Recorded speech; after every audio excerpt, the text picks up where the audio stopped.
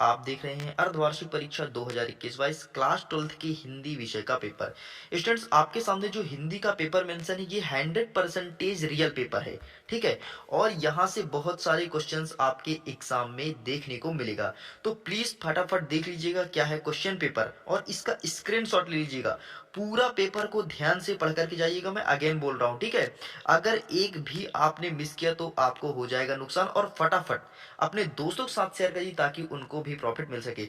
तो चलिए हम देख लेते हैं क्या है क्वेश्चन, इसमें मैं आंसर भी बताऊंगा आपको, ठीक है। तो एक ही वीडियो में आपको हर एक चीज मिलेगा। देखो, पहला प्रश्न कह रहा है कि सही विकल्प का चयन कीजिए, और पहला नंबर बोल रहा है हरिवंश बच्चन के साहित्य में कविता का विशेष गुण पाया जाता है। और हरिवंश राय बच्चन से संबंधित प्रश्न देखिए पूछा जा रहा है, ठीक है। तो इसका सही आंसर होगा सहजता और संवेदनशीलता।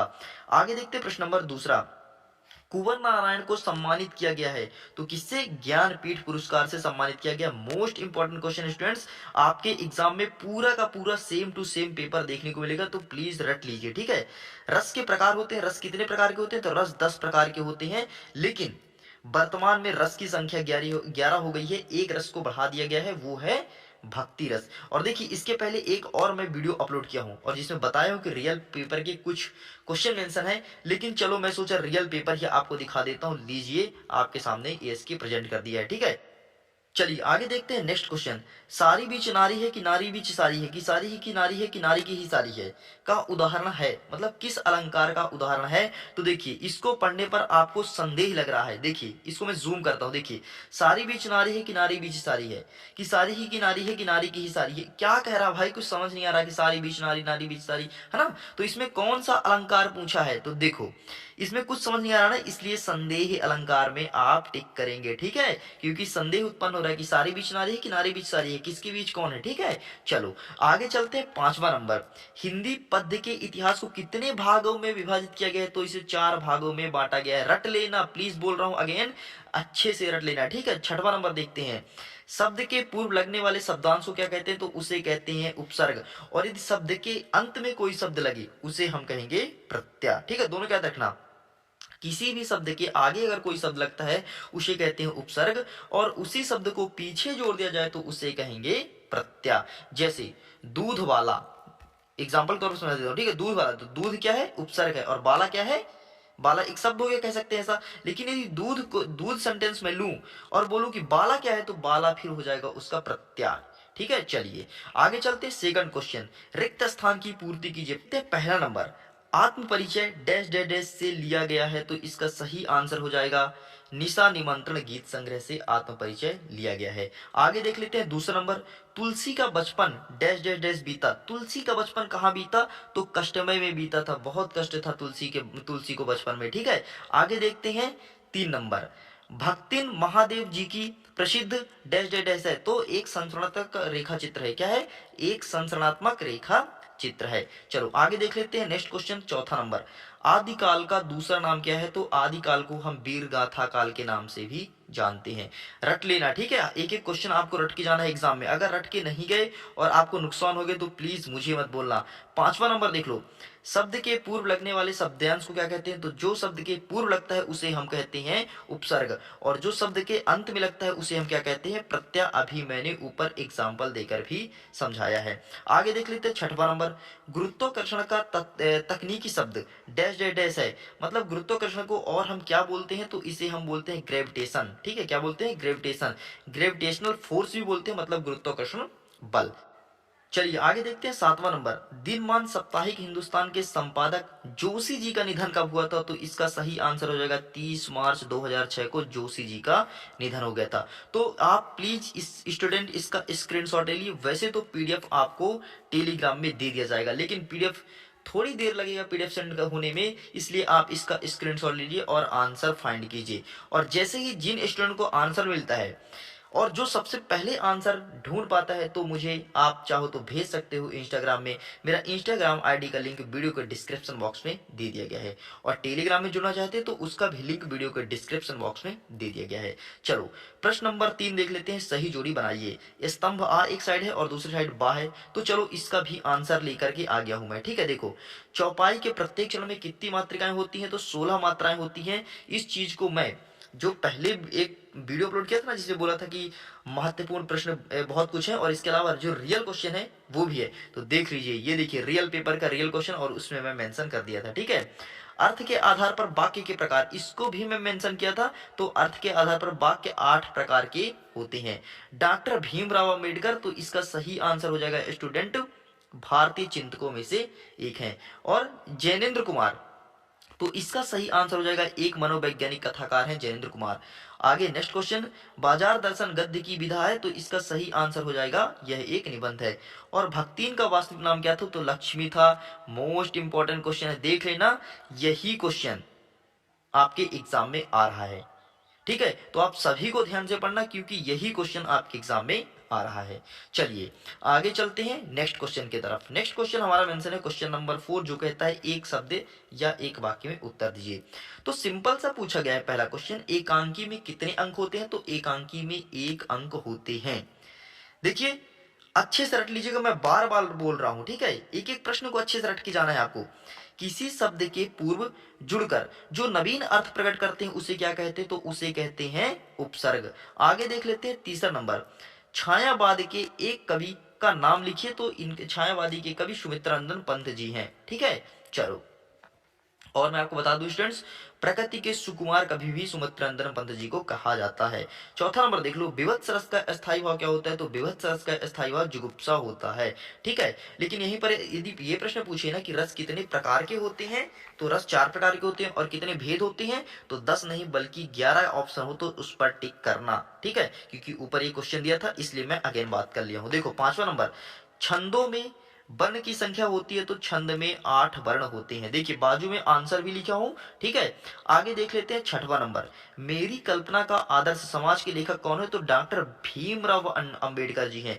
और 9 2 11 होना मुहावरे का अर्थ क्या होता है, भाग जाना। और इसके यदि वाक्य में प्रयोग करें तो जैसे चोर ने पुलिस को देख करके 9 2 11 हो गया। चलो आगे चलते हैं भाई, सत्य असत्य। सत्य असत्य भी देख लेते हैं। देखो क्वेश्चन नंबर 5, निम्नलिखित में से सत्य और असत्य कथन का चयन कीजिए। पहला नंबर, मनोहर श्याम जोशी द्वारा रचित सिल्वर वेल्डिंग कहानी के प्रमुख पात्र यशोधर पंत की शादी की 25 सालगिरह के दिन का वर्णन है, तो ये बिल्कुल सत्य है। आगे देख लेते हैं दूसरा नंबर, स्कॉलरशिप का शाब्दिक अर्थ क्या छात्रवृत्ति है, तो ये बिल्कुल सत्य है। और देखिए वो जो मैं एक वीडियो अपलोड कर चुका हूं उसमें भी इस क्वेश्चन को डिस्कस किया हूं। यकीन मानिए ये पेपर रियल है, वो पेपर भी रियल था, लेकिन उसको मैं मर्ज किया था मोस्ट इंपॉर्टेंट के साथ। लेकिन आपके पास समय कम है इसलिए मैं रियल पेपर प्रेजेंट कर दिया हूं और आप लोग के बोलने पर किया हूं। मेरी इंस्टा में बात हुई स्टूडेंट से जो क्लास 12th की हैं और उनके डिमांड के ऊपर क्या हो, नहीं तो मैं रियल पेपर नहीं देता, अगेन सेकंड पार्ट बनाता, लेकिन मोस्ट इंपॉर्टेंट क्वेश्चन बोल करके ही बनाता। चलो चौथा नंबर देख लो, अतीत में दबे पांव लेखक की सिंधु घाटी सभ्यता का नाटक एवं एकांकी का सम्मिलित रूप है, तो बिल्कुल ये असत्य है। ठीक, चलिए 5वां नंबर देख लेते हैं, सिंधु घाटी के लोगों में कला और सूरज का ज्यादा महत्व है, तो ये बिल्कुल सत्य है। चलिए आगे देखते हैं 6वां नंबर, दत्त जी राव से पिता पर दबाव डालने के लिए लेखक और उसकी मां को एक बात का सहारा लेना पड़ा, तो ये बिल्कुल सत्य हो जाएगा। चलिए आगे चलते हैं स्टूडेंट्स और देखते हैं क्वेश्चंस। अब देखिए यहां से स्टार्ट होते हैं आपके 2 नंबर, 3 नंबर और 4 नंबर के प्रश्न। तो अब ध्यान से बैठ जाइए और इसका स्क्रीनशॉट फटाफट ले लीजिएगा। 6वां नंबर कहता है, जग किन्हें पूछता है और क्यों, और इसके अथवा में पूछा जाएगा, उड़ने और खिलने का कविता से क्या संबंध बनता है।